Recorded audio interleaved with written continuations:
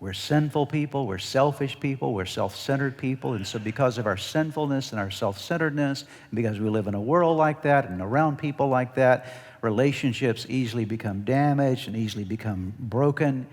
But because these things are so vital to our health, these relationships are so vital to our health, so we need to recognize when they're broken so we can do something about them. So I'm going to talk to you about 3 warning signs of a relationship problem in your life. Okay? How do you know when a relationship is going the wrong way? There are 3 things that always happen. These are not the only 3 things, but here are the 3 things that generally will happen when a relationship, a common relationship, we all have this same commonality, but you need to recognize when you're starting to have a problem in a relationship so you can address it before it goes too far. The first problem, first symptom, I should say, is there begins to be distance in the relationship. You start drifting apart. It's the very first thing. It could be in a marriage, a friendship, whatever the case might be, but you used to be really close, but now you're like, I'm not quite as close, and before long, there's far more distance between you and the other person, and if you're not careful, you don't intervene, that distance just increases over a period of time. Distance yields something. You see it in our culture today, do we not? Okay?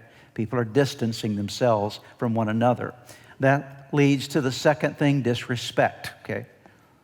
That once you get far enough apart, you begin to pick out all the faults in the other person that you started seeing, but now you've magnified them, and now it becomes a disrespect toward them. It may only be an attitude, it might even be in words or action, but you now have distance, and now there's a disrespect. There's a contempt that starts to form inside of the heart. And so now the distance is reinforced by disrespect. And disrespect never builds a relationship. It always tears a relationship apart. Can I get an amen right there, okay? And then the final sign, distance, leads to what? Here's our next one, finally division. The conflict, the distance, and the disrespect becomes far more pronounced, more personal, and now there's just a division.